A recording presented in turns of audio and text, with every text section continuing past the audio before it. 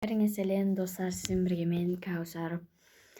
Бүгін бізде бір көп минуттық видео болады. Сол үшін видео қызықты.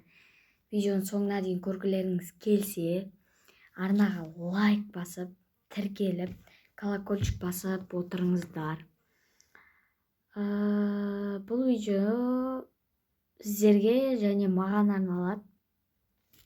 Яғни сіздерге мен айтып берем. ютубты ашқаннан кейінгі менің өмірім қалай бола бастады, не бола бастады, ютубты мен не үшін аштым, қандай мақсатпен аштым деген сияқты сұрақтарға жауап беретін боламын сіздерге. Бірінші, бізде ең басты сұрақ: ютубты неге аштың? ютубты ашқан себебім, ютубтағы көп мүмкіншіліктер бар.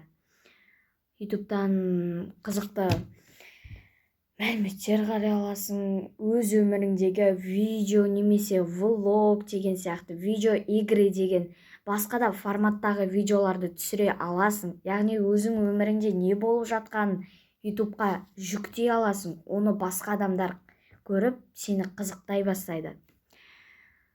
Сол мүмкіншіліктермен ютуб маған ұнағаннан кейін, сосын менің апам бар, Тоқтарбаева Айнаш, ол да ютуб жүргізеді. Ол медицина жайында ютуб жүргізеді. Жалпы медицина жайында түсіреді. Ол пайдалы ақпарат. Мен жалпы сіздерге пайдалы ақпарат түсіргім келген, бірақ менің жалпы ютубты ашқан затым, тақырыбым комедия ғой. Сіздер қалай айтсам болады, қобалжып жатырмын, сөзімді ұмытып қалдым. Комедия ретінде ашқан болатынмын, адамдарды күлдіртетін тақырып. Ал мен қазір ондай зат күлдіртетін тақырыптар видеолар түсіріп жүрген жоқпын. Мен қазір видео игры түсіріп жүрмін. Игралар, ойындар түсіріп жүрмін.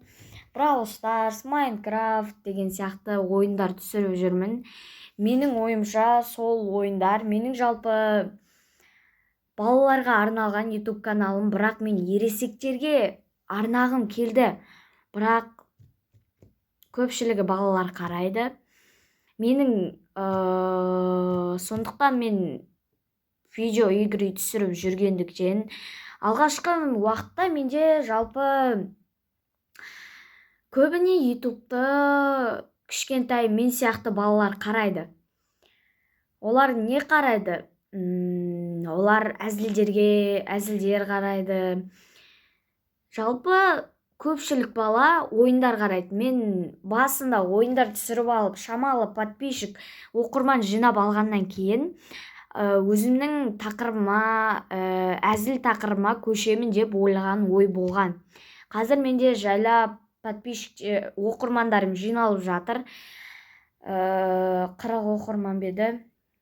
40 шақты оқырманым бар. Сол оқырмандарды жетеді маған, шүкір. Жетеді дегенде әрі қарай да дамытқым келеді менің. Мен қазір ютубқа видео салмай жүрмін. Сондықтан менде оқырмандар аз келіп жатыр. Мүлдем жоқ десем де болады оқырмандарым. 40 шақты оқырманым бар. Солай. ютубты жалпы мен Нунакун деген ютуберді балалар біледі. Сол Нунакун деген ютуберге еліктеген болатын. ютуб түсіргенде оған просмотрға ақша төлейді. Жоқ, достар, бірақ мен ютубты ақша үшін ашқан жоқпын. Ешкімде ақша үшін ашпасын. Ақшаның артынан еліктеп кетсеңіздер, сіздердің контенттеріңіз жайында қалады. Менің ойым ақша емес, менің ойым танымал болу. Жалпы мен танымал болғым келеді. Жалпы менің танымал болғым келуге ең алғаш ютуб көмектесіп жатыр.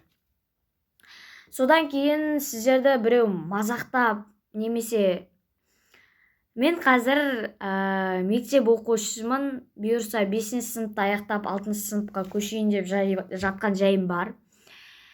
Осы уақытқа дейін мен ютубты ашқанда примерно 20 шақты оқырман болғанымда сыныптастарым біліп қойды.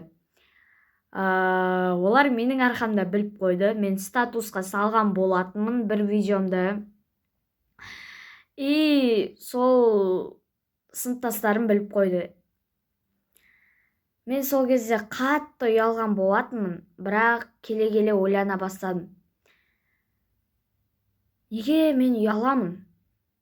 Өздері ұялсын, мен сияқты телефондары бар болса да YouTube түсірмегеніне, контент жасамағанына ұялсын, өздері ұялсын деп өз-өзіме сөйлескен болатынмын. Содан кейін мен қазір ешкімнен де ұялмайтын болдым. Мазақтайтын сыныптастарым бар, мазақтайды. Менің каналымның аты қызықты контент, сол қызықты контент деп сыныптастарымның арасында мазақтайтындары бар, бірақ олардың кім екенін айтқым келіп тұрған жоқ.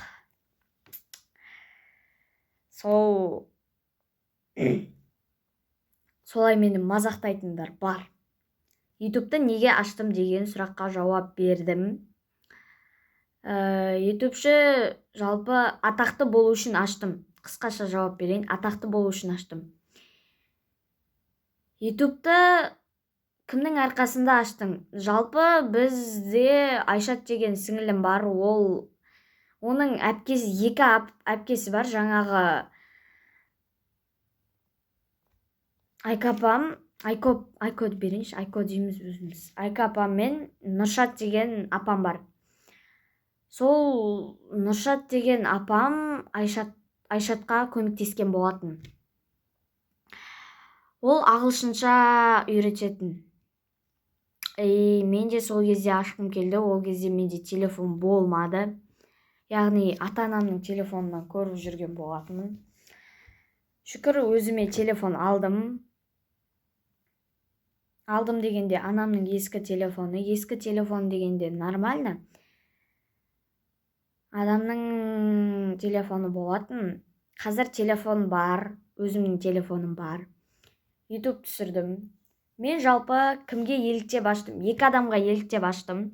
Жаңағы Нунакун влогер дейм ба, кім ол?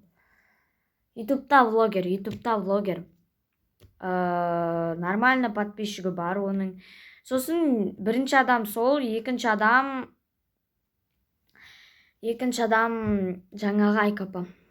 Айкопамда қазір оқырмандары бар.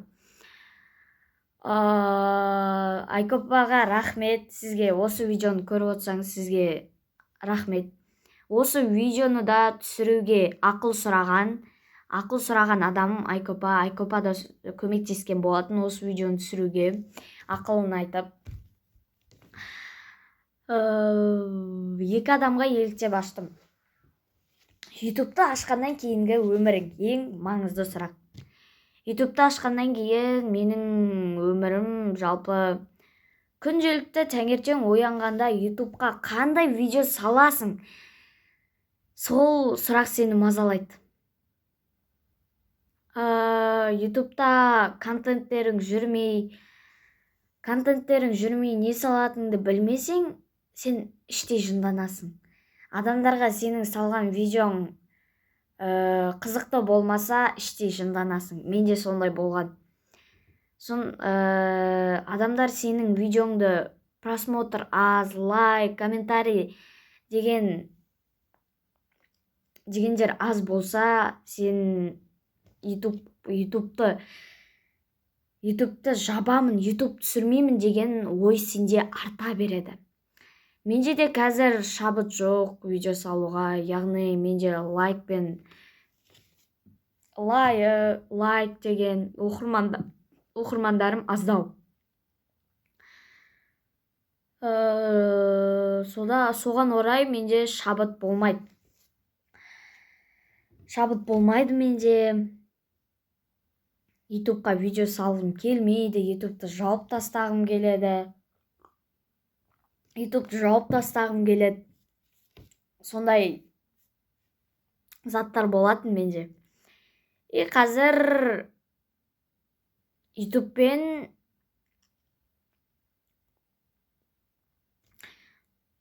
ашқаннан кейінгі мақсат ол ерекше өмір бола бастайды. Ол ютубты аштың ба, сенде ұйқыдан тұрған сайын емес, 24 сағатта бір рет болсын ойыңа ютубқа не саламын деген ой келеді.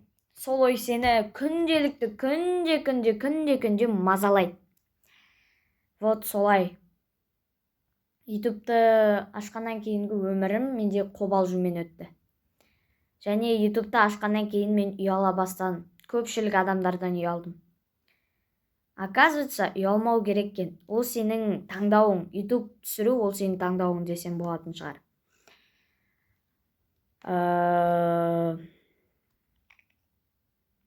ютубтан қалай ақша табуға болады?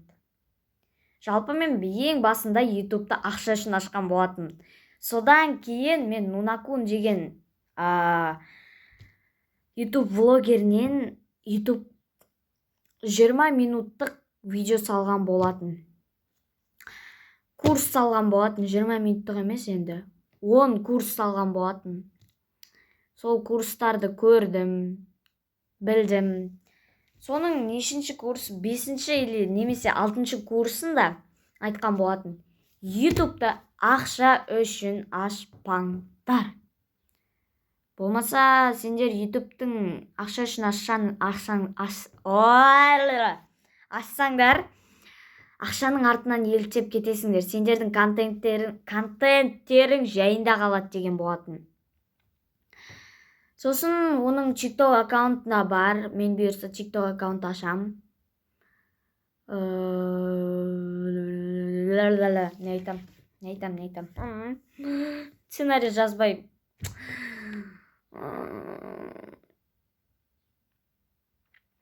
TikTok аккаунтына салған болатын. YouTube жайлы деген зат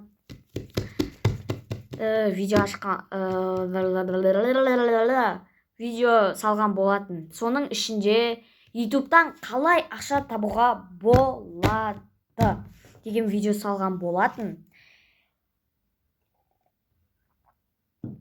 Сол видеодан айтқан болатын.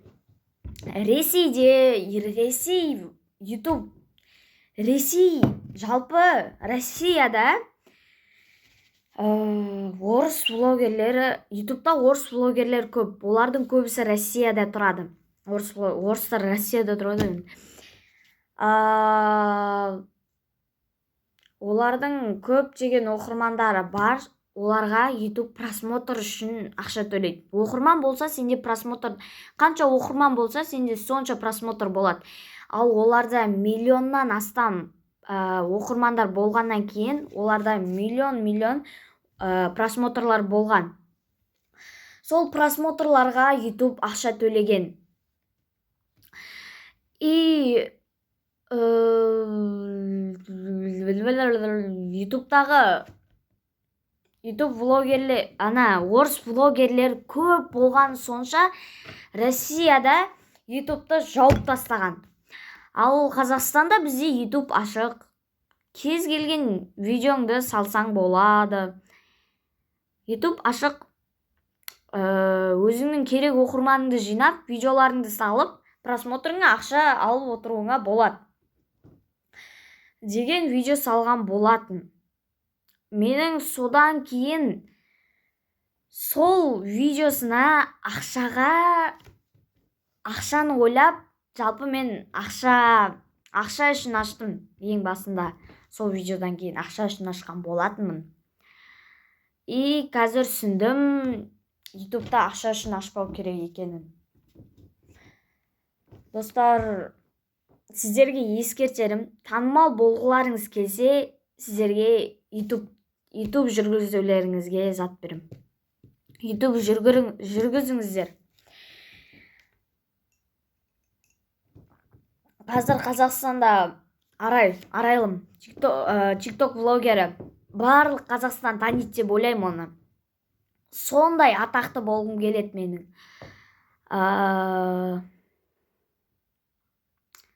Жалпы ютубты сіздерге советую. Достар, көп болады деген болатынмын. Жалпы мен 15 минуттың ішінде барлығын айтып шықтым. 15 минуттың ішінде барлық керекті сіздерге сұрақты айтып шықтым. Тағы да айтарым, ютубты ақша үшін ашпаңыздар. Ол болмайды. Ақша үшін ашсаңыздар, сіздердің контенттеріңіз жайында қалады. ютубты атақты болуға, өз мақсаттарыңды орындауға ашыңыздар. Ал енді не дейміз?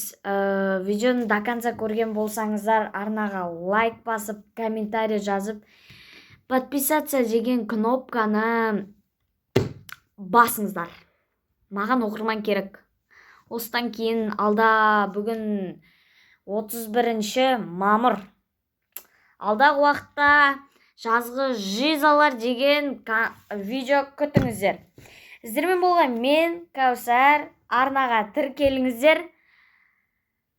Осындай видеоларды қаласаңыздар, арнаға тіркеліңіздер. Сіздермен болған мен, Кәусар. Пока-пока. Чао.